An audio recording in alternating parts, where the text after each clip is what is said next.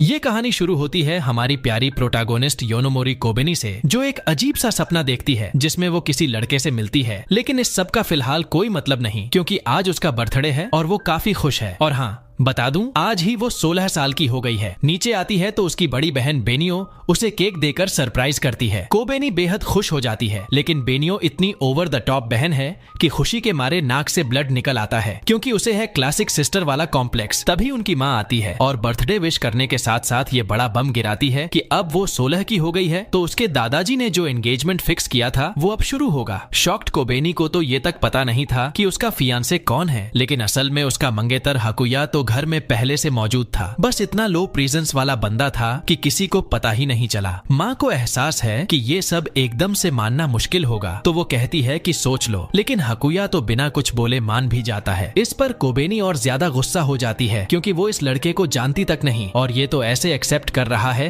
जैसे बस खाना ऑन ऑर्डर किया हो। तभी हाकुया की छोटी बहन मशीरो एंट्री मारती है, जो पूरी तरह ओवर प्रोटेक्टिव है और हर वक्त कोबेनी की खामियां गिनाती रहती है ताकि वो एक परफेक्ट वाइफ बन सके। बेनियो उसे टोकती है कि अपने भाई को क्यों नहीं टोकती, वो तो पूरा ईमो जैसा है। लेकिन मशीरो तो पहले ही भाई की पर्सनालिटी को गले लगा चुकी है। वहीं कोबेनी इन सब बातों को इग्नोर करके ज्यादा टेंशन इस बात पर ले रही है कि अब उसे घर में 2 लोगों के लिए एक्स्ट्रा खाना बनाना पड़ेगा। फटाफट मार्केट भागती है, जहां हाकुया उसके साथ जाता है ताकि उसकी केयर कर सके। और अच्छा हुआ वो गया, वरना घर से निकलते ही कोबेनी लगभग गिर ही जाती। लेकिन मजेदार बात यह है कि खुद हाकुया भी उतना सेल्फ सफिशिएंट नहीं है, जिससे कोबेनी को वो और भी अजीब लगता है। उधर मशीरो घर की सफाई में खामियां निकालने की कोशिश करती है, लेकिन बेनियो साफ बोल देती है कि सब परफेक्टली क्लीन है, बेकार मेहनत मत कर, और उसे चेतावनी देती है कि अगर उसने उसकी बहन कोबेनी को परेशान किया तो वही सख्ती उस पर भी लागू होगी। ये सुनकर मशीरो लिटरली डर जाती है। आखिर में कोबेनी किचन में जाती है और सोचने लगती है कि आखिर वो अरेंज्ड मैरिज वाली सिचुएशन में कैसे फंस गई। लेकिन मशीरो के गांव में तो ये सब आम बात है, और हाकुया तो बचपन से ही ये मानकर बड़ा हुआ था कि उसकी एक फियांसे पहले से तय है। फिर मशीरो खुश हो जाती है जब देखती है कि कोबेनी करी बना रही है, क्योंकि वही उसका फेवरेट डिश है। लेकिन मजा वहीं खत्म हो जाता है जब करी निकलती है अल्ट्रा स्पाइसी। बेचारी मशीरो पसीने पसीने हो जाती है। वैसे मशीरो सिर्फ एक छोटी बच्ची जैसी नहीं है, उसके भी अपने टेस्ट हैं, और क्योंकि वो गांव से आई है उसे तो टीवी जैसी सिंपल चीजें भी हैरान कर देती हैं। लेकिन कोबेनी का दिल इतना सॉफ्ट है कि वो किसी को अपने खाने से परेशान नहीं देख सकती, इसलिए मशीरो से सजेशंस मांगती है कि टेस्ट कैसे एडजस्ट करे। अगले दिन होता है हाकुया का पहला दिन स्कूल में। मशीरो उससे भी आगे निकलकर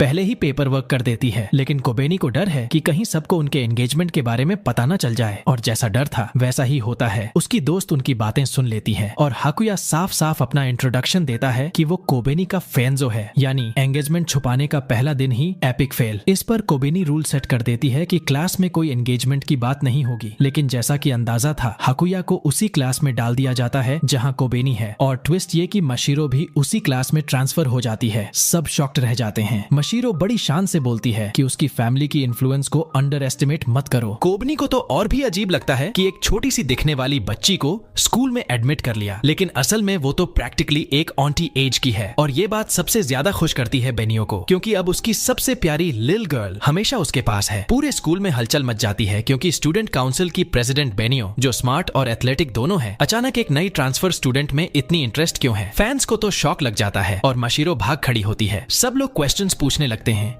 कि आखिर ये कौन है और कोबेनी से क्या रिलेशन है। बेनियो स्कूल में इतनी पॉपुलर है कि उससे जुड़े हर इंसान पर ऑटोमेटिकली स्पॉटलाइट आ जाती है। लेकिन ये स्पॉटलाइट कोबेनी के लिए भारी पड़ती है, क्योंकि लोग उसे बार बार उसकी परफेक्ट सिस्टर से कंपेयर करने लगते हैं। हाकुया को ये बात नोटिस होती है और वो उसे क्वाइटली कंसोल करता है। इसी बीच कोबेनी देखती है कि मशीरो उससे चिपकी हुई है, तो वो उसे अपने अंदाज में समझाती है कि बेनियो की गेम्स का इतना रेजिस्ट मत करो, क्योंकि जितना तुम रेजिस्ट करोगे उतना ही मजा उसे आएगा। और ये बात वो खुद के एक्सपीरियंस से बोल रही है, क्योंकि वो भी पहले यही जेल चुकी है। घर पहुंचकर मशीरो को यकीन ही नहीं होता कि बेनियो स्कूल में इतनी पॉपुलर है। तभी बेनियो आती है और मशीरो को अपनी चाइल्डिश ट्रिक से जीतने की कोशिश करती है। वो चाय और मिठाई ऑफर करती है ताकि वो उसे स्टूडेंट काउंसिल रूम में मिलने आए, लेकिन असलियत ये होती है कि बेनियो उसे अकेले में टाइम देना चाहती है। ये समझते ही मशीरो डर के मारे सीधा अपने कमरे में भाग जाती है। फिर डिनर पर मशीरो बात छेड़ती है उस वक्त की जब कोबेनी उनके गाँव आई थी, लेकिन कोबेनी को अपने बचपन की कोई याद नहीं। मशीरो सब डिटेल्स बताने आने ही वाली होती है कि तभी हाकुया बीच में रोक देता है, कहता है कि कुछ बातें पास्ट में ही रहनी चाहिए। अब सीन थोड़ा इमोशनल और थोड़ा फनी हो जाता है। माशिरो समझ ही नहीं पाती कि हाकुया आखिर उस बचपन वाले सीक्रेट को छुपाना क्यों चाहता है, जबकि वही तो मौका था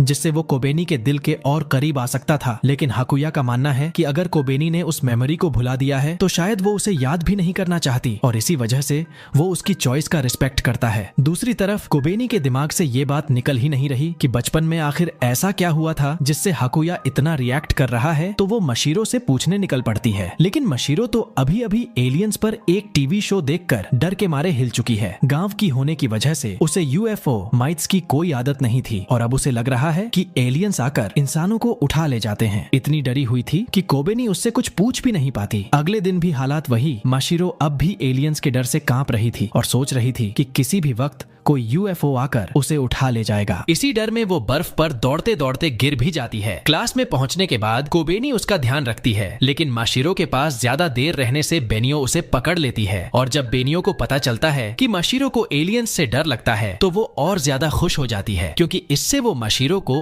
और भी ज्यादा क्यूट मानने लगती है। अब माशिरो को और गुस्सा आता है कि बेनियो की इतनी पॉपुलैरिटी आखिर है कैसे, और एलियन का कॉन्सेप्ट दिमाग में भरा होने की वजह से माशिरो ये नतीजा निकालती है कि बेनियो कोई एलियन ही है जिसने अपनी चार्म से पूरे स्कूल को कंट्रोल कर लिया है। कोबेनी और उसकी फ्रेंड मायूरा तो ये सुनकर हंसने लगती हैं, क्योंकि असल में बेनियो ने अपनी पॉपुलैरिटी मेहनत से बनाई थी, उसकी एकेडमिक अचीवमेंट्स और स्पोर्ट्स अचीवमेंट्स की वजह से। लेकिन माशिरो की सस्पिशियस माइंड को ये और भी डाउटफुल लगने लगता है कि एक इंसान इतनी सारी चीजें अकेले कैसे कर सकता है। बेनियो तो इस बात से और खुश हो जाती है कि माशिरो उसके बारे में इतना सोच रही है और बड़े प्यार से कहती है, एलियन वालियन की टेंशन मत ले, मैं तो हमेशा से एक बड़ी बहन ही रहना चाहती हूँ और चाहो तो तुम्हारी भी बन सकती हूँ, ताकि तुम भी मुझे वैसे ही ओनी सामा बुलाओ जैसे कोबेनी बुलाती है। लेकिन माशिरो तुरंत साफ मना कर देती है। ऑफ कोर्स बेनियो की ऑब्सेशन कम नहीं होती और वो माशिरो के पीछे पड़ी रहती है। आखिर में स्टूडेंट काउंसिल की वाइस प्रेसिडेंट काशिमा को बेनियो को जबरदस्ती खींचकर ले जाना पड़ता है ताकि माशिरो को थोड़ी राहत मिले। अब माहौल थोड़ा नॉर्मल होता है और मायूरा को क्यूरियोसिटी होती है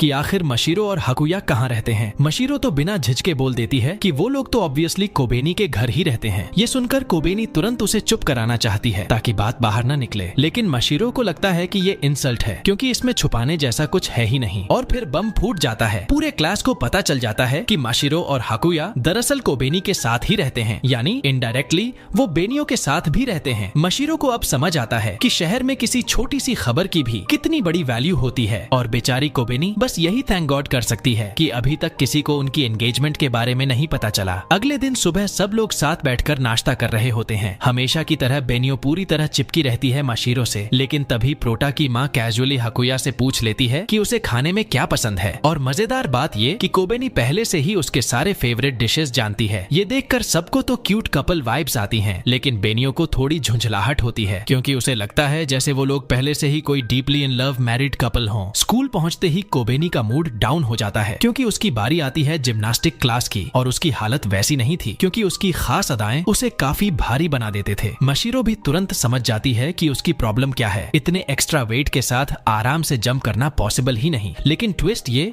कि उसकी दोस्त मायूरा बताती है कि उसी हैवी ड्यूटी फिगर की वजह से उसके कई सीक्रेट एडमायरर्स हैं। हाँ, भले ही बेनियो ने पूरी कोशिश की थी कि कोई लड़का उसके बारे में फैंटेसी न बनाए, लेकिन फैंस तो बन ही गए। ये सुनकर माशिरो को एक नया डर सताने लगता है कि असली खतरा उनके मैरिज में कोई रैंडम लड़का नहीं बल्कि खुद बेनियो हो सकती है, अगर उसे जेलसी हुई कि कोबेनी आधिकारिक रूप से किसी और की है। क्लास खत्म होती है और माशिरो को काशिमा स्वीट्स खाने के लिए ले जाती है। इधर मौका मिल जाता है कोबेनी और हाकुया को अकेले घर लौटने का, और प्रेडिक्टेबली हाकुया उसे अकेले कैरी करने नहीं देना चाहता, क्योंकि डिनर के सामान बहुत हैवी थे। लेकिन उसे बिल्कुल अंदाजा नहीं था कि सुपरमार्केट एक्चुअली किसी बैटलफील्ड से कम नहीं। डिस्काउंट वाली मीट लेने के चक्कर में बेचारे की हालत खराब हो जाती है। तब कोबेनी उसे बाहर बैठकर रेस्ट करने कहती है और खुद अंदर शॉपिंग पूरी करती है। इसी बीच वो माशिरो और हाकुया के लिए पर्सनल बोल्स खरीद लेती है, क्योंकि अब वो सच में फैमिली का हिस्सा बन चुके थे। ये देख माशिरो इतनी खुश हो जाती है कि प्रैक्टिकली अपने भाई को मजबूर कर देती है थैंक्स बोलने के लिए। लेकिन डिस्ट्रैक्टेड हाकुया थैंक्स अपनी होने वाली वाइफ को देने की जगह उसकी माँ को बोल देता है।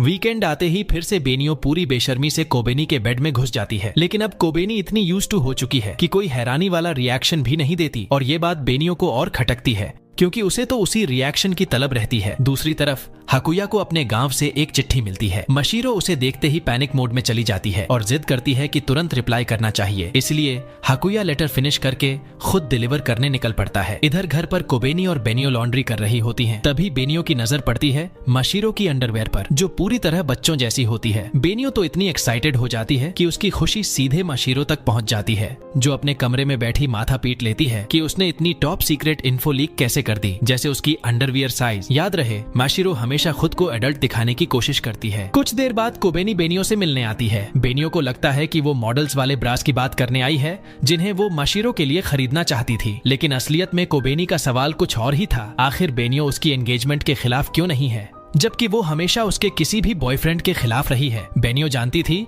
कि ये सवाल एक दिन जरूर आएगा, इसलिए वो कोबेनी को सच बताती है कि जब वो लोग गांव गए थे तब हाकुया ने उसकी जान बचाई थी। इसी वजह से बेनियो चाहकर भी दोनों को अलग करने की हिम्मत नहीं कर पाती, क्योंकि हाकुया का उसके साथ होना सच में अर्न्ड है और ऊपर से ये उसके दिवंगत दादाजी की आखिरी इच्छा भी थी। ये सुनकर कोबेनी के दिल पर पहाड़ टूट जाता है। उसे खुद पर शर्म आती है कि वो इतनी बड़ी बात कैसे भूल गई। अगले दिन गिल्ट इतना बढ़ जाता है कि वो बीमार पड़ जाती है और पूरे दिन बेड रेस्ट पर रहती है। मशीरो जब पूछती है कि आखिर बेनियो ने क्यों सब बता दिया, तो बेनियो स्वीकार करती है कि उसे खुद गिल्ट है उस हादसे का। असल में उसके दादाजी के साथ जाने की जिम्मेदारी उसी की थी, लेकिन वो अपनी फ्रेंड्स के साथ घूमने निकल गई और कोबेनी को भेज दिया। फिर वही हादसा हुआ। कोबेनी तो उसे रिएश्योर करने की कोशिश करती है, लेकिन खुद खड़ी भी नहीं रह पाती और उसे वापस लिटा दिया जाता है। लेकिन असली नाइटमेयर अब शुरू होता है, क्योंकि किचन की जिम्मेदारी आती है बेनियो पर, और वो तो लिटरली इतिहास की सबसे खराब कुक्स में से एक निकली। अगले दिन भी कोबेनी की तबीयत खराब रहती है, तो वो डिसाइड करती है कि स्कूल मिस करेगी। हाकुया तुरंत कहता है कि वो घर पर रहकर उसकी देखभाल करेगा, लेकिन बेनियो साफ इनकार कर देती है। 2 टीनेजर्स को अकेले घर में छोड़ दूं? No chance.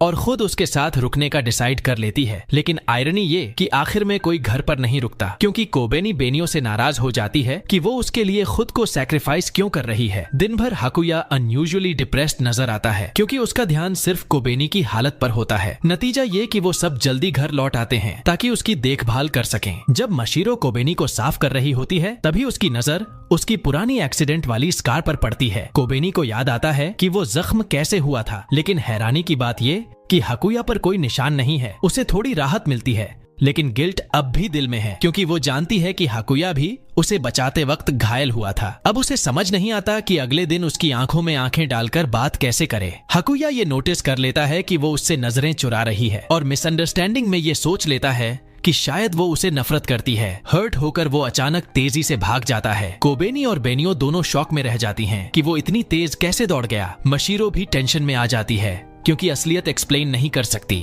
तो बस ऑकवर्डली कह देती है कि हमारे पहाड़ पर बहुत एक्सरसाइज होती है। लेकिन कोबेनी अब किसी भी कीमत पर मिसअंडरस्टैंडिंग क्लियर करना चाहती है। वो भागकर हाकुया तक जाती है और साफ कहती है कि इसमें उसकी कोई गलती नहीं, उसने तो बस उसे बचाया था और उसी की वजह से वो आज जिंदा है। ये सुनकर सब कुछ क्लियर हो जाता है और टेंशन मिट जाती है। दोनों साथ में वापस स्कूल जाते हैं, जहाँ मशीरो गर्व से बताती है कि उसने पूरे क्लास को इन्फ्लुएंस करके पहली पीरियड को फ्री स्टडी में बदल दिया है, ताकि वो लोग पीछे न रह जाएं। सब कुछ ठीक हो जाता है, लेकिन दूर से ही बेनियो ये समझ जाती है कि उसकी प्यारी बहन और हाकुया के बीच एक नया बॉन्डिंग मोमेंट बन गया है, और ये सोचते ही वो डिस्गस्टेड और जेलस हो जाती है, क्योंकि उसकी प्यारी लिटिल सिस्टर अब उससे एक कदम और दूर हो गई। स्कूल पहुंचते ही कोबेनी सब कुछ मायूरा को बता देती है, और मायूरा को तो ये एकदम गोल्डन अपॉर्चुनिटी लगती है कि दोनों और करीब आ जाएं। लेकिन असल प्रॉब्लम ये थी कि हमारी प्रोटा को समझ ही नहीं आ रहा था कि हाकुया से बात कैसे शुरू करे। तभी मायूरा खुद इनिशिएटिव लेती है और सीधे हाकुया से पूछ डालती है कि उसे क्या पसंद है, और हाकुया बिना किसी हेजिटेशन के कह देता है, मुझे तो कोबेनी पसंद है। पूरा माहौल फ्रीज हो जाता है, सबकी आंखें फटी की फटी रह जाती हैं, और हमारी प्रोटा तो इतनी शर्म से लाल हो जाती है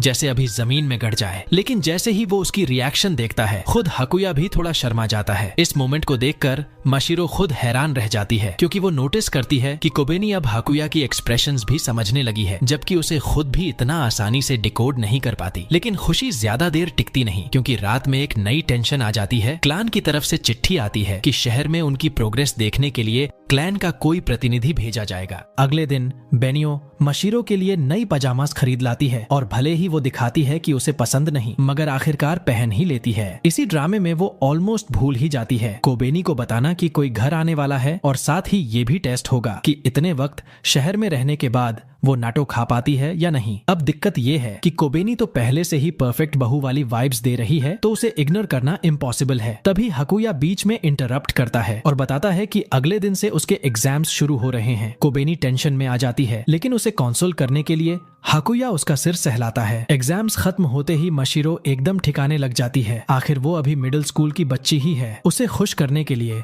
कोबेनी उसे एक कैफे ले जाती है और मशीरो तो वहाँ स्वीट्स देखकर ऐसे एक्साइटेड हो जाती है जैसे बच्चा पहली बार टॉफी शॉप देख रहा हो। लेकिन हाकुया का रिएक्शन अलग ही होता है। वो कहता है कि कोबेनी की बनाई हुई खाने से अच्छा कुछ नहीं। दोनों का ये क्यूट एक्सचेंज देखकर बेनियो का लिटरली बीपी बढ़ जाता है, क्योंकि वो बर्दाश्त नहीं कर पाती कि दोनों उसके सामने और करीब आ रहे हैं। उधर क्लैन की तरफ से भेजी गई निगरानी करने वाली औरत रास्ता ही भटक जाती है और इतने सारे शॉप्स देखकर वो डिस्ट्रैक्ट हो जाती है। 1 किलो सामान खरीद लेती है। तभी उसकी मुलाकात बाजार से लौट रही कोबेनी से होती है, जो बिना जाने उसकी मदद कर देती है। लेकिन सिर्फ एक नजर में कोबेनी को समझ आ जाता है कि ये कोई आम शख्स नहीं, क्योंकि उसने बहुत ही सुंदर किमोनो पहन रखा था। घर पहुंचकर सच्चाई सामने आती है कि वो कोई और नहीं बल्कि हाकुया की माँ शिरायुकी है। कोबेनी शॉक में है, क्योंकि शिरायुकी दिखने में इतनी यंग लग रही थी कि यकीन ही नहीं होता कि उनके 2 बच्चे भी हैं। बेनियो तो खुद को कंट्रोल करती है, क्योंकि सामने आंटी थी, लेकिन मन ही मन सोच रही थी कि इतनी छोटी लगने वाली औरत ने 2 बच्चों को कैसे जन्म दिया। कोबेनी को शॉक से बाहर निकालने के लिए बेनियो तुरंत स्नैक्स बनाने लगती है, क्योंकि आखिर गेस्ट के सामने बदतमीजी नहीं की जा सकती। लेकिन शिरायुकी तो अंदर से बहुत खुश थी। उसे यकीन हो गया कि इतनी हेल्थी और केयरिंग लड़की ही उसकी होने वाली बहू है। खासकर इसलिए भी क्योंकि क्लैन में अब ब्लड लाइन को मेंटेन करने में दिक्कतें आ रही थीं, और उसे बेहद खुशी हुई ये देखकर कि वही लड़की जो हाकुया के लिए इतनी खास है कि उसने अपनी पावर्स तक यूज कर ली, अब उसकी होने वाली पत्नी बनेगी। मशीरो तो एकदम पैनिक हो जाती है जब सुनती है कि उसकी माँ ने वो राज उगल ही दिया जिसे वो अब तक छिपा रही थी। लेकिन चूंकि सब कुछ खुल ही गया था, शिरायुकी सबको बता देती है कि वे लोग असल में इंसान नहीं हैं, बल्कि एक ऐसी प्रजाति हैं जिनके कई नाम पड़े हैं और जिनमें कुत्तों में बदलने की शक्ति होती है। यानी सीधी सी बात, ये लोग फुर्स हैं। कोबनी को अचानक अपने एक्सीडेंट की याद आने लगती है, खासकर वो पल जब उसे कुछ बहुत ही मुलायम सा महसूस हुआ था। लेकिन यादें इतनी इंटेंस हो जाती हैं कि वो फिर से बीमार पड़ जाती है, तो सब उसे बेड पर सुला देते हैं। तभी शिरायुकी कंफर्म करती है कि उसकी शंका सही थी। असल में हाकुया ने अपनी पावर्स का आधा हिस्सा कोबेनी को दे दिया था उसे बचाने के लिए। लेकिन गुड न्यूज ये थी कि ऐसे लक्षण सिर्फ आराम करने से ही खत्म हो जाते हैं। अब सारा सच सामने आ चुका था और शिरायुकी को वापस पहाड़ लौटना था, तो वो बेनियो से कहती है कि ये सब सीक्रेट ही रहना चाहिए। वैसे भी अगर कोई सुन भी ले तो शायद ही यकीन करे। कोबेनी भी आधा अधूरा यकीन करती है, तो शिरायुकी जाते जाते उसे अपने पावर्स दिखाकर फाइनल प्रूफ दे देती है। अगली सुबह बेनियो कोबेनी को काम से बचाने के लिए खुद नाश्ता बनाती है। इसी दौरान कोबेनी मशीरो से पूछ लेती है कि क्या वो अपनी मर्जी से फूरो बन सकती है। मशीरो बताती है कि हाँ, बड़े फूरोस ये कर सकते हैं, लेकिन बेनियो की फैंटेसी वाली फ्लफी ईयर्स और पंजे नहीं निकलते। बेनियो थोड़ी डिसअपॉइंटेड तो होती है, लेकिन सीक्रेटली उसे ये भी क्यूट लगता है। कोबेनी भी चाहती थी कि वो हाकुया का ट्रांसफॉर्मेशन देखे, लेकिन हाकुया साफ मना कर देता है क्योंकि वो पब्लिक में थे। फिर सब स्कूल जाते हैं और एग्जाम रिजल्ट्स मिलते हैं। सबको शॉक हो जाता है क्योंकि हाकुया तो क्लास का MVP निकलता है, इतना इंटेलिजेंट कि सब दंग रह जाते हैं। वहीं मशीरो का हाल उल्टा था, वो फेल होते होते बची। मशीरो खुद मान लेती है कि उसने कभी प्रॉपरली स्कूल में पढ़ाई की ही नहीं। उनका असली मकसद तो बस समाज में घुलना मिलना था। कोबेनी को ये सुनकर हैरानी होती है कि इतने कम वक्त में भी मशीरो समहाउ पास हो गई। बाद में कोबेनी मौका देखकर फिर से हाकुया से ट्रांसफॉर्मेशन दिखाने को कहती है, लेकिन वो फिर से मना कर देता है। ये बात कोबेनी को बहुत दुखी कर देती है। तभी मायूरा आती है और गेस लगाती है कि शायद इसका रीजन वैलेंटाइंस डे है। कोबेनी को तब याद आता है कि ये डेट तो सच में पास है, और शॉक्ड ये कि वो बिल्कुल भूल चुकी थी। अब कंफ्यूजन ये था कि हाकुया को मिठाई पसंद ही नहीं थी तो उसे क्या दे। लेकिन मशीरो कहती है कि कोई एक्सक्यूज नहीं चलेगा, उसे चॉकलेट जरूर देने होंगे और कौन सा फ्लेवर उसे पसंद आएगा ये पता करना भी कोबेनी की रिस्पॉन्सिबिलिटी है। कोबेनी डिसाइड करती है कि वो खुद जाकर पूछेगी, लेकिन जब हाकुया से मिलने पहुंचती है तो वो गहरी नींद में सो रहा था। और तभी कोबेनी नोटिस करती है कि असल में वो एकदम पपी जैसा है, हमेशा उसके पास रहता है और कभी भी कहीं भी सो जाता है। ये देखकर कोबेनी का मन करता है कि उसे हल्के से छूकर प्यार करे, लेकिन जैसे ही वो हाथ बढ़ाती है अचानक शर्मा जाती है और तभी हाकुया उठ जाता है। दूसरी तरफ मशीरो पूरी कोशिश करती है कि बेनियो को थोड़ा डिस्टेंस पर रखे, लेकिन बेनियो तो और भी ड्रामेबाजी करते हुए कहती है कि उसे अब नई बहन चाहिए क्योंकि असली बहन तो हाकुया छीन कर ले गया है। क्लास के बाद सब मिलकर चॉकलेट्स की दुकान पहुंचते हैं, ये सोचने की किस तरह की चॉकलेट्स वैलेंटाइंस के लिए सही रहेंगी, लेकिन असली जैकपॉट तो मशीरो को ही मिलता है। उसे वहाँ डायनासोर के अंडे मिलते हैं जिनके अंदर छोटी सी डायनासोर कलेक्शन होती है और एक्साइटमेंट में वो पूरा स्टॉक खरीद डालती है। लेकिन किस्मत इतनी खराब कि हर बार उसे वही डायनासोर निकलता है जो उसे बिल्कुल पसंद नहीं था, मतलब प्योर डिसअपॉइंटमेंट। इधर कोबेनी के दिमाग में एक और टेंशन चल रही है। उसे लगने लगता है कि शायद वो बेकार है क्योंकि उसकी माँ तो इतनी स्ट्रांग और इंडिपेंडेंट है और उसकी बहन बेनियो इतनी स्मार्ट कि जो चाहे हासिल कर सकती है। लेकिन खुद कोबेनी को लगता है कि उसकी जिंदगी बस शादी तक ही सीमित हो सकती है। बेनियो उसे समझाती है कि इसमें शर्म की कोई बात नहीं क्योंकि बचपन से उसका सपना यही था, लेकिन ये कहते ही वो खुद अंदर ही अंदर टूटने लगती है क्योंकि ये उसके उस ऑब्सेसिव सिस्टर फैंटेसी के बिल्कुल खिलाफ है। अगले दिन कोबेनी चॉकलेट्स लेकर आई थी हाकुया के लिए, लेकिन मौका ही नहीं मिल रहा था देने का। और जब आखिरकार दोनों अकेले होते हैं तो कोबेनी इतनी नर्वस हो जाती है कि आखिरी पल में पीछे हट जाती है और कहती है कि वो कुछ देना ही नहीं चाहती थी। ऊपर से हाकुया को बाद में ये सुनने को मिलता है कि जिन लड़कों को उनकी पसंद की लड़की से चॉकलेट्स नहीं मिलती, इसका मतलब होता है कि वो उनसे नफरत करती है या फीलिंग्स ही नहीं रखती। ये सुनकर हाकुया पूरा डे उदास और डिप्रेस्ड हो जाता है क्योंकि वो पूरे दिन बस कोबेनी से चॉकलेट्स का इंतजार कर रहा था। घर लौटते ही हाकुया गुस्से से भरा हुआ आता है और मशीरो हैरान रह जाती है कि आखिर हुआ क्या। तभी एंट्री होती है मायूरा की, जिसके पास अपनी स्वीट शॉप से बचे हुए ढेरों डायनासोर एग्स थे। वो सब मशीरो को दे देती है, लेकिन मशीरो की किस्मत वही खराब, फिर से वही बोरिंग डायनासोर। इसी बीच मायूरा कैजुअली कोबेनी से पूछ लेती है कि उसने हाकुया को चॉकलेट्स दिए या नहीं, क्योंकि वो तो पूरी रात मेहनत करके घर पर चॉकलेट्स बना रही थी। ये सुनकर हाकुया की आंखों में फिर से चमक लौट आती है क्योंकि उसे समझ आता है कि दरअसल कोबेनी ने उसके लिए खास चॉकलेट्स बनाए थे। मगर हाकुया खुशी में खोया हुआ था और घर में केओस फैल चुका था क्योंकि ये रोमांटिक सीन देखकर बेनियो के जलन और गुस्से ने पूरा घर हिला दिया था। कुछ दिनों बाद स्टूडेंट काउंसिल की सेक्रेटरी कोनोहा नोटिस करती है कि बेनियो बार बार मशीरो की क्लास में आती है। इससे उसे बहुत जेलसी होती है क्योंकि वो खुद बेनियो की बहुत बड़ी फैन थी। यहाँ तक कि उसी एडमिरेशन की वजह से उसने इतनी मेहनत करके इस स्कूल में एडमिशन लिया। लेकिन उसे बड़ा शौक तब लगता है जब वो देखती है कि बेनियो की एक प्यारी सी बहन भी है जिससे वो जेन्युइनली बहुत प्यार करती है। कोनोहा ये तो मान सकती है कि कोबेनी उसकी असली बहन है, लेकिन मशीरो वो तो कहीं से आ धमकी और अब बेनियो की पूरी अटेंशन उसी ने छीन ली, जो कोनोहा को बिल्कुल बर्दाश्त नहीं था। मशीरो को देखते ही कोनोहा इतनी बुरी नजर डालती है कि बेचारी डर के मारे सोच लेती है कि शायद कोई भूत प्रेत है। तभी कोनोहा की दोस्त निको ऑफर करती है कि अगर मशीरो उसे इतना सस्पिशियस लग रही है तो क्यों ना वो खुद उसकी जासूसी करे। पहले तो कोनोहा को लगता है कि ये सब ओवर हो जाएगा, लेकिन जैसे ही उसे सुनाई देता है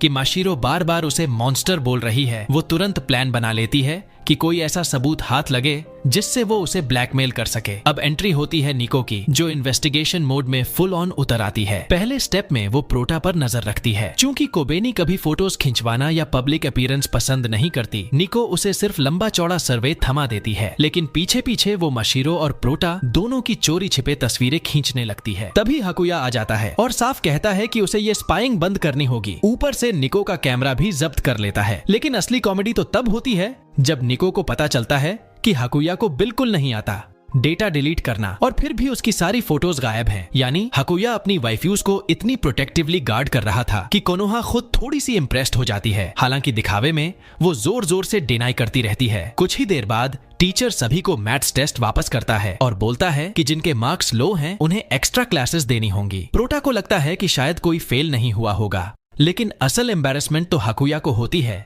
क्योंकि मेमोरी बेस्ड सब्जेक्ट्स के अलावा उसकी हालत खस्ता थी। मशीरो तुरंत ऑफर करती है कि वो उसे प्राइवेट ट्यूशंस देगी और मायूरा को भी मैथ्स में दिक्कत थी, तो सब मिलकर एक स्टडी ग्रुप बना लेते हैं। लेकिन पढ़ाई के बीच में जब मशीरो वॉशरूम जाती है, उसे अचानक ऐसा फील होता है कि कोई उसे घूर रहा है। असल में निको वहाँ छिपकर स्पाइंग कर रही थी। मशीरो डर के मारे भाग खड़ी होती है और हॉलवे में उसे कोनोहा दिख जाती है, जो सनलाइट के कॉन्ट्रास्ट में खड़ी थी। माशिरो फिर से उसे मॉन्स्टर समझ लेती है और मुंह पर कह देती है। इस बार कोनोहा का गुस्सा फूट पड़ता है और वो कॉरिडोर में जोर जोर से चिल्लाने लगती है। उसी वक्त कोबेनी आ जाती है और पूरी सीन विटनेस कर लेती है। अगले दिन कोबेनी माशिरो से पूछती है कि उसने कैसे एग्जाम पास किया। माशिरो सीधी सादी बताती है कि उसने हिप्नोसिस का यूज किया था, बेसिकली चीटिंग करके पास की। लेकिन हाकुया मना कर देता है क्योंकि अनलाइक मशीरो वो इस ग्रेड का असली स्टूडेंट है और उसे फेयर तरीके से पास होना है। दूसरी तरफ कोनोहा टेंशन में है कि अब तो बेनियो उससे नफरत करेगी क्योंकि उसे लगता है प्रोटा ने सारी शिकायत कर दी। लेकिन असल में ऐसा कुछ नहीं हुआ था। बेनियो तो मशीरो को मार मार के परेशान करने में ही मस्त थी। ये देखकर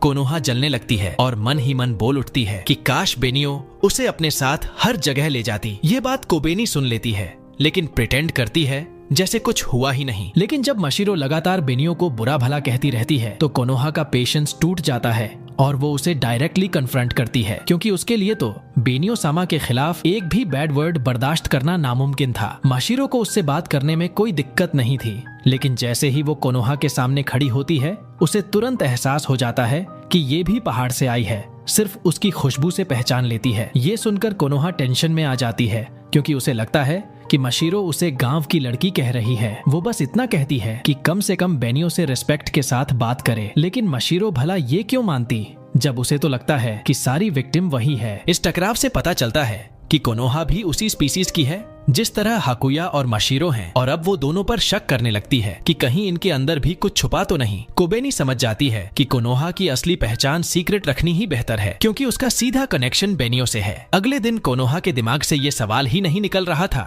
कि आखिर हाकुया और मशीरो कैसे बेनियो के घर पहुंच गए। उसकी बेचैनी देखकर निको उसे बेनियो की ढेर सारी फोटोज दे देती है। लेकिन उसी वक्त बेनियो खुद एक एग्जिस्टेंशियल क्राइसिस से गुजर रही थी क्योंकि उसे लग रहा था कि उसकी प्यारी बहन उससे कोई बहुत बड़ा सीक्रेट छुपा रही है। इस सोच में वो इतनी ओवर हो जाती है कि हद से ज्यादा वाइल्ड कल्पनाएं करने लगती है। वीकेंड पर प्रोटा और बाकी सब मॉल घूमने जाते हैं और वहाँ ताकोयाकी खाते हैं। लेकिन कोबेनी कैलोरीज देखकर घबरा जाती है और आधा हाकुया को खिला देती है। बाकी सबको ये जेस्चर बहुत रोमांटिक और क्यूट लगता है, जबकि असल में उसका इरादा बस वेट कंट्रोल करना था। उसके बाद वो लोग कपड़े खरीदने जाते हैं, लेकिन प्रोटा को गुस्सा आ जाता है जब कई जीन्स उसकी चौड़ी हिप्स की वजह से फिट नहीं होती। ये देखकर निको को लगता है कि उसने कोई बड़ा मसाला पकड़ लिया है, लेकिन हाकुया उसे टोक देता है और साफ कह देता है कि प्रोटा की हिप्स में शर्मिंदा होने लायक कुछ भी नहीं है। इस बहस से प्रोटा को पता चल जाता है कि उसे स्पाई किया जा रहा था। मयूरा तुरंत निको से कहती है कि उसे ये स्पाइंग बंद करनी चाहिए क्योंकि उसे खुद अपनी तस्वीरें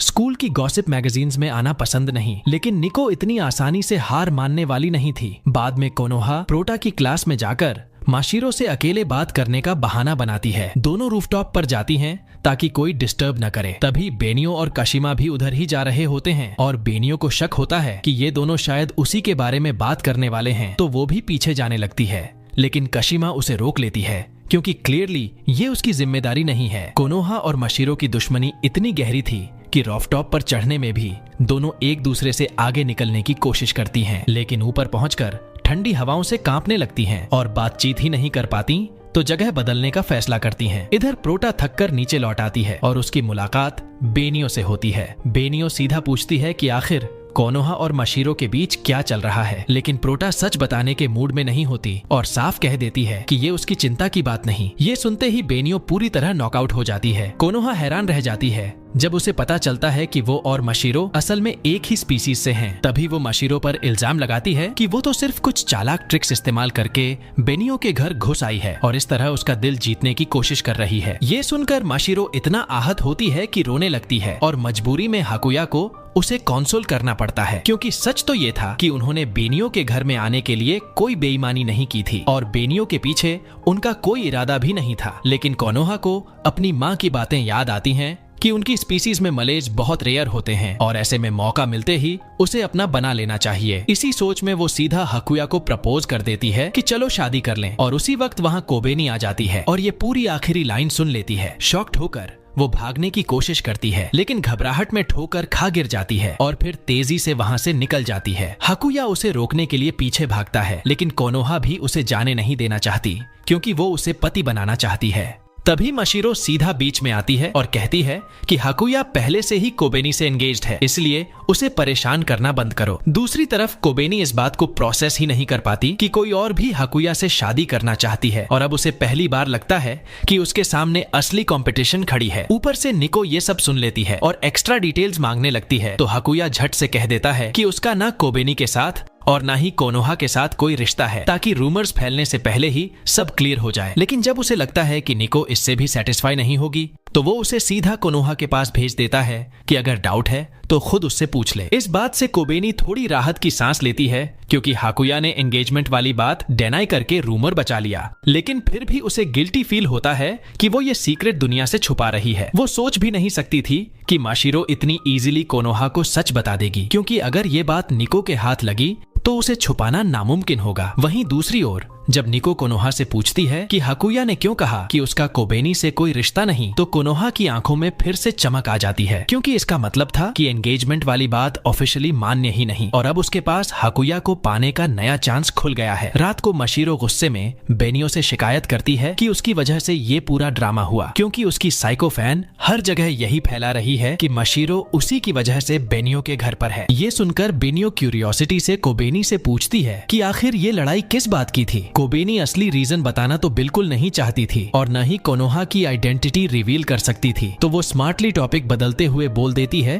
कि कोनोहा तो बस जेलस है माशिरो से, क्योंकि माशिरो को ज्यादा अटेंशन मिलती है। बेनियो ये सुनकर खुश हो जाती है और सोचने लगती है कि उसकी फैन और उसकी प्यारी बहन उसी के लिए आपस में लड़ रही हैं। इतना ही नहीं, वो यहाँ तक मान लेती है कि शायद कोबेनी भी जेलस है, और जब वो बार बार पूछती है तो कोबेनी मजबूरी में हाँ बोल देती है ताकि और सवालों से पीछा छुड़ा सके। अगले दिन कोनोहा कोबनी को साफ साफ कह देती है कि उसने अभी हार नहीं मानी है, लेकिन कोबेनी को बात समझ नहीं आती, इसलिए वो खुद ही कोनोहा से रिक्वेस्ट करती है कि कम से कम एंगेजमेंट वाली बात को डिनाई मत करो। माशिरो के पास इस बार एकदम परफेक्ट प्लान था। वो बेनियो की फोटो खींचकर उसे रिश्वत की तरह देने वाली थी, लेकिन बेनियो तुरंत समझ जाती है और उसे रोकने के बजाय अलाउ कर देती है, क्योंकि सच कहें तो उसे ये चीज बुरी भी नहीं लग रही थी। इसी बीच कोबेनी सीधा मैटर पर आ जाती है और रिक्वेस्ट रख देती है, जिससे उसे शॉक लगता है जब सुनती है कि कोनोहा को उसका सीक्रेट फैलाने का कोई इरादा ही नहीं था। लेकिन कोनोहा ये भी कहती है कि अगर सच में वो हाकुया से शादी नहीं करना चाहती तो बेहतर होगा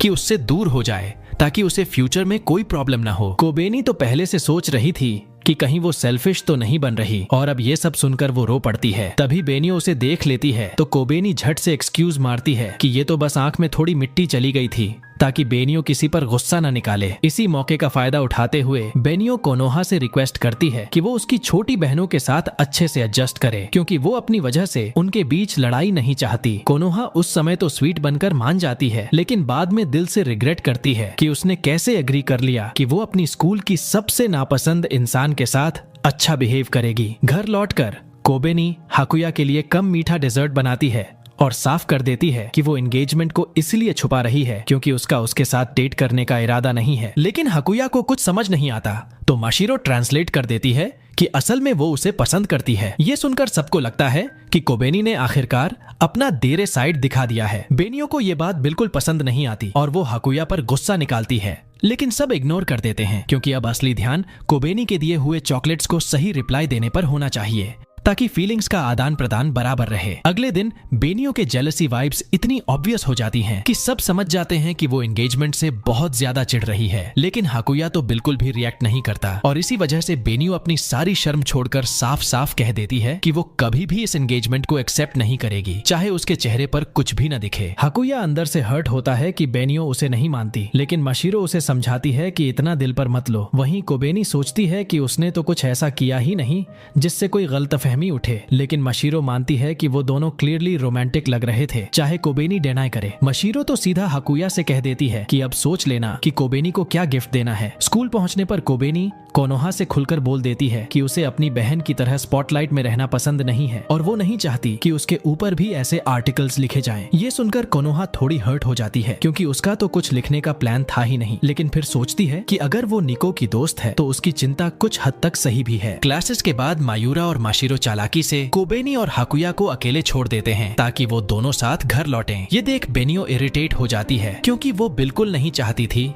कि इन दोनों की बॉन्डिंग बढ़े, तो वो एक एक्सक्यूज निकालती है कि माशिरो को अकेले घर भेजना ठीक नहीं होगा। लेकिन तभी माशिरो अचानक सामने आकर कंप्लेंट करती है कि उसकी सारी कोशिशें बार बार क्यों बिगाड़ दी जाती हैं। कोबेनी इस बात से और भी ज्यादा इरिटेट हो जाती है, क्योंकि साफ साफ दिख रहा था कि उसे शैडोज से निगरानी की जा रही है और उसे ये बिल्कुल पसंद नहीं आता। उधर निको को अपने आर्टिकल्स के लिए फ्रेश इन्फो चाहिए थी, तो कोनोहा उसे कुछ बेकार सी बातें बता देती है ताकि थोड़ी देर के लिए उसका दिमाग शांत हो जाए, लेकिन फिर भी कोबेनी का नाम अखबार में आ ही जाता है। माशिरो तुरंत अलर्ट हो जाती है लेकिन इस बार नाम बस एक छोटे से हिस्से में आता है क्योंकि आर्टिकल का पूरा फोकस बेनियो पर था। पॉपुलैरिटी बढ़ाने के लिए मशीरो फिर से कोबेनी को समझाती है कि उसे हाकुया के साथ कुछ मैचिंग चीजें रखनी चाहिए, जैसे कपल एक्सेसरीज या कपड़े। तभी बेनियो अचानक सीन में एंट्री मारती है और बचपन से कोबेनी के साथ रखे गए सारे मैचिंग सामान की डींगे मारने लगती है। लेकिन कोबेनी को इतनी ओवर चीजें पसंद नहीं थीं, इसलिए हाकुया डिसाइड करता है कि अब तो सबसे भरोसेमंद जगह से हेल्प लेनी पड़ेगी, इंटरनेट। क्लास के बाद वो अकेले ही गिफ्ट ढूंढने निकल पड़ता है, लेकिन कुछ भी परफेक्ट नहीं लगता। तभी उसकी टक्कर कोबेनी से हो जाती है, जिसे मैचिंग कलर के कुछ हैंडकरचीफ्स मिल जाते हैं। कोबेनी को ये परफेक्ट लगते हैं, जो उनके एंगेजमेंट का सिंबल बन सकते थे, लेकिन वो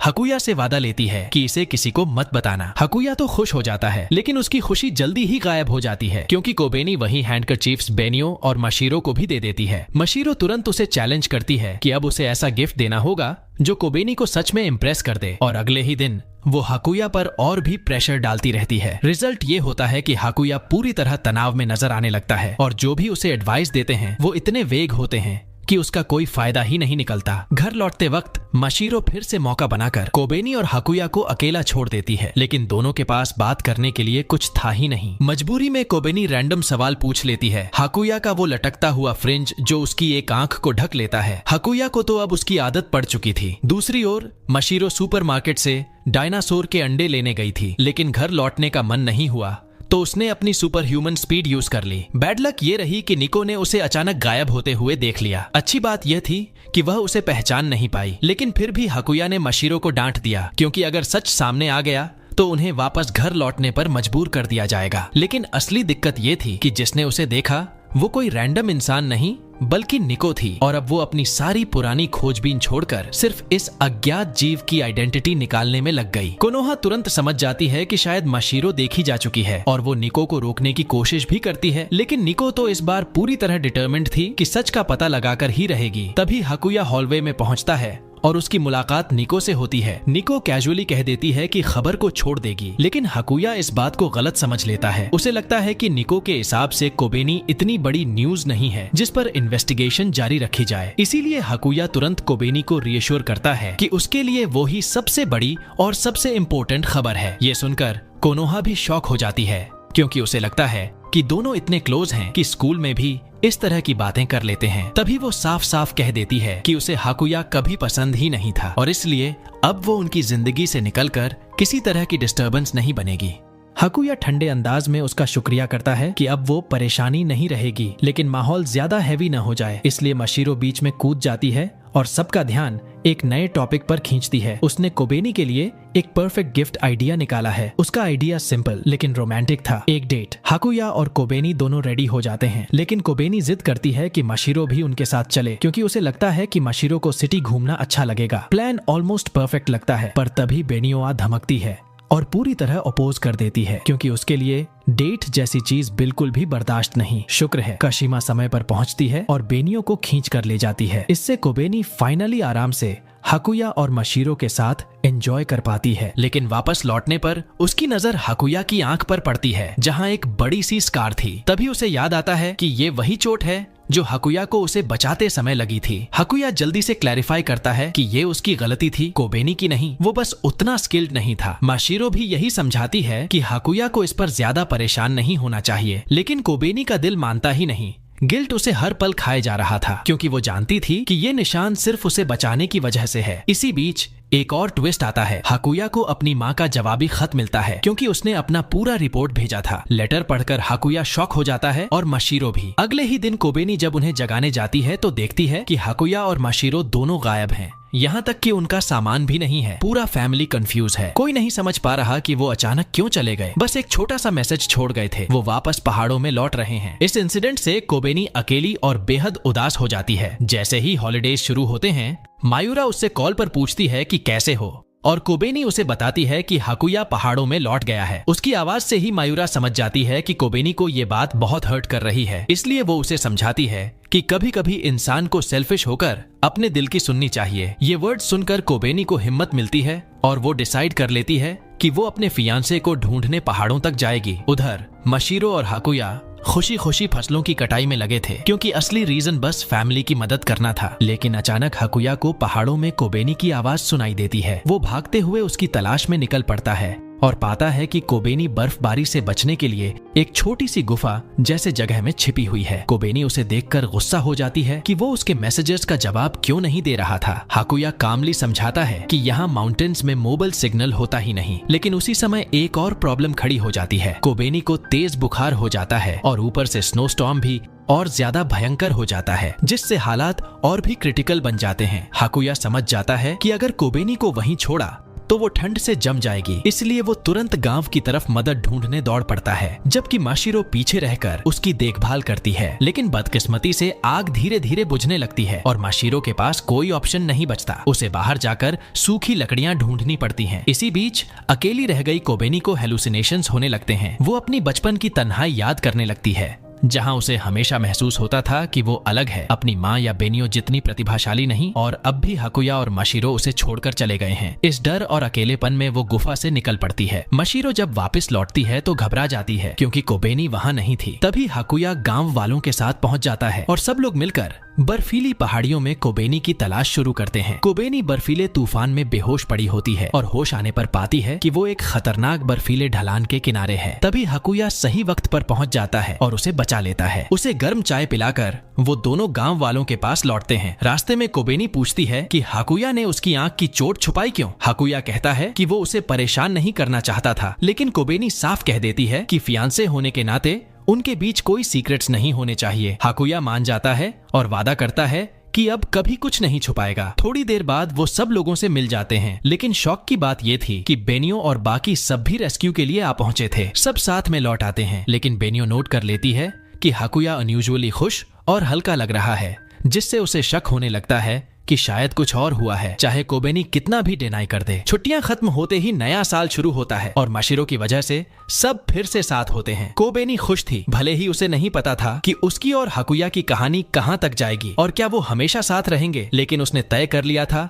कि अभी के इन पलों को अपने परिवार के साथ पूरी तरह एंजॉय करेगी। अब कहानी आगे बढ़ती है ओवीए की तरफ। कुछ दिन बाद हाकुया को एक प्राइज मिलता है, 5 टिकट्स एक हॉट स्प्रिंग रिजॉर्ट के लिए। माशिरो की नजर तुरंत एक ऐसे रिजॉर्ट पर जाती है जो मिस्टीरियस क्रीचर्स साइटिंग्स के लिए मशहूर था। सब लोग एक्साइटेड होकर वहां निकलते हैं और फैंस के लिए स्पेशली डेकोरेटेड जगह पर खूब फोटोज भी खिंचवाते हैं। बेनियो प्रेडिक्टेबल सिर्फ एक चीज चाहती थी, अपनी बहनों के साथ स्नान करना। माशिरो उसे ट्रिक करती है कि वो ओपन एयर बैथ में जाएगी, लेकिन आखिर में वो प्राइवेट बैथ में घुस जाती है, क्योंकि बेनियो के साथ नहाने का सवाल ही नहीं उठता था। इस बीच बेनियो बेसब्री से इंतजार करती रहती है अपनी बहनों को देखने के लिए। इसी दौरान मायूरा बताती है कि इन मिस्टीरियस क्रीचर्स के देखे जाने की कई गवाहियां मौजूद हैं, जिससे माशिरो और भी एक्साइटेड हो जाती है और जंगल में तलाश करने का प्लान बनाती है। लेकिन पहला शिकार वही बन जाती है, क्योंकि बेनियो इतनी प्रो स्विमर थी कि वो उस चैनल से क्रॉस कराती है जो दोनों बैथ्स को जोड़ता है। होटल में दिन भर मस्ती करने के बाद सब जंगल में क्रीचर्स की तलाश में निकलते हैं। माशिरो इनिशियली बहुत हिम्मत से जाती है, लेकिन पहला ही अजीब सा साउंड सुनकर डर जाती है और भाग जाती है। बेनियो भी उसके पीछे पीछे दौड़ पड़ती है। जैसे ही माशिरो को एहसास होता है कि कोई डरावने चेहरे वाला उसका पीछा कर रहा है, वो और तेज भागने लगती है और इसी चक्कर में वो और बेनियो दोनों कोबेनी और हाकुया से काफी दूर निकल जाते हैं। तभी हाकुया कोबेनी से वादा करता है कि चाहे रास्ते में कितनी भी मुश्किलें क्यों ना आए, वो हमेशा उसकी हिफाजत करेगा। दूसरी तरफ बेनियो माशिरो को वादा करती है कि चाहे वो दोनों जंगल में हमेशा के लिए खो भी जाएं, फिर भी वो उसकी पूरी जिम्मेदारी लेगी। ऑब्वियस सी बात है, ये सुनकर माशिरो का चेहरा वैसे ही उतर जाता है, क्योंकि यही तो वो बिल्कुल नहीं चाहती थी। जैसे तैसे दोनों वापस लौटने लगते हैं और अचानक कुछ परछाइयां देखकर माशिरो का तो दिल ही बैठ जाता है, लेकिन असल में वो सिर्फ हाकुया और कोबेनी ही थे। आगे बढ़ते बढ़ते वो लोग झील पर पहुंचते हैं, जहां मयूरा उन्हें एक अजीब सा NEI दिखाती है, बिल्कुल वैसा ही जैसा लोकल न्यूज में दिखाया जा रहा था। रात का अंधेरा होने की वजह से साफ नहीं दिखता, लेकिन माशिरो पूरे यकीन के साथ मानती है कि ये क्रीचर असली है। मगर असली शौक ये नहीं था, असल हाईलाइट तो ये था कि बेनियो और माशिरो खुद पेड़ों से कूदते फांदते लोकल्स को दिखाई दिए थे। अब सीधा बढ़ते हैं OVA 2 की तरफ। स्कूल में माशिरो ये सोचकर कंफ्यूज हो जाती है कि आखिर बेनियो और काशिमा दोस्त कैसे हो सकती है। एक तरफ बेनियो जो पूरी तरह से अपनी बहनों पर फिदा है, और दूसरी तरफ काशिमा जो एकदम डिसेंट और समझदार इंसान है। कोबेनी समझाने की कोशिश करती है कि दोनों की कुछ क्वालिटीज मिलती जुलती हैं, जैसे इंटेलिजेंस, लेकिन माशिरो के दिमाग में जैसे ही बेनियो का नाम आता है, सबसे पहले तो उसकी सिस्टर ऑब्सेशन ही घूम जाती है और इसी वजह से वो काशिमा से भी डरने लगती है। कोबेनी बीच में कूदती है और क्लैरिफाई करती है कि काशिमा भी उसके लिए हमेशा से एक बड़ी बहन जैसी ही रही है, लेकिन ऑब्वियसली बेनियो जैसी तो बिल्कुल नहीं। बचपन में काशिमा अक्सर उसे कंट्रोल करने में मदद करती थी ताकि बेनियो ज्यादा ओवरबोर्ड ना हो, लेकिन साथ ही काशिमा खुद भी शरारती थी और कोबेनी के साथ मजाक करती रहती थी। यहाँ तक कि उसने कोबेनी को ये तक बिलीव करा दिया था कि बेनियो एलियन है, और क्योंकि कोबेनी खुद काशिमा जैसी बनना चाहती थी तो उसने भी काशिमा की हर बात मान ली, इवन अगर उसका मतलब उसे एलियन मानना ही क्यों ना हो। सीन बदलने के लिए कोबेनी पूछ लेती है कि पहाड़ों में रहते हुए मशीरो हाकुया के साथ क्या खेलती थी। मशीरो याद करती है कि ऑनेस्टली वहाँ कुछ भी मजेदार नहीं था, क्योंकि सारे नौजवान शहर चले गए थे और गांव में बस दादा दादी जैसे लोग ही बचे थे। इसीलिए वो अपना टाइम हाकुया के पीछे पीछे भागकर काटती थी, चाहे वो मछली पकड़ने जा रहा हो या फिर उसकी माँ की मिठाइयाँ चोरी करके माशिरो को पिटवाने के बाद भी उसे कौंसल करता हो। कोबेनी को ये सब सुनकर अच्छा लगता है कि बचपन से ही वो दोनों भाई बहनों जैसे रहे हैं, लेकिन तभी बेनियो को याद आता है कि टॉपिक तो बिग ब्रदर्स का था और वो मौका छोड़ती नहीं। माशिरो को हक करके दिखाने लगती है कि वो उससे कितना प्यार करती है। कोबेनी समझाती है कि वो सब बस बीते पलों को याद कर रहे थे, लेकिन काशिमा के दिमाग में इंस्टेंटली वो दिन फ्लैश हो जाते हैं जब कोबेनी ने खुद को परवर्ट कहने की कोशिश की थी, उसका सबसे एम्बैरेसिंग और हम्बल मोमेंट। और इसी के साथ ये कहानी यहीं खत्म होती है दोस्तों। अगर आपको ये कहानी मजेदार लगी हो तो चैनल को सब्सक्राइब करके बेल आइकन दबाना बिल्कुल मत भूलना, ताकि आने वाली दमदार वीडियोस आपसे मिस ना हो। हमेशा की तरह अंत में मैं आपको 2 और एनिमेज रेकमेंड करूंगा जो वाइब में इससे काफी मिलते जुलते हैं, तो इन्हें जरूर चेकआउट करना। इसी के साथ ये एपिसोड यहीं पे ख़त्म होता है। मिलते हैं नेक्स्ट पार्ट में। एंड गाइस, जो बंदे न्यू हैं यहाँ पे लाइक एंड सब्सक्राइब कर दो।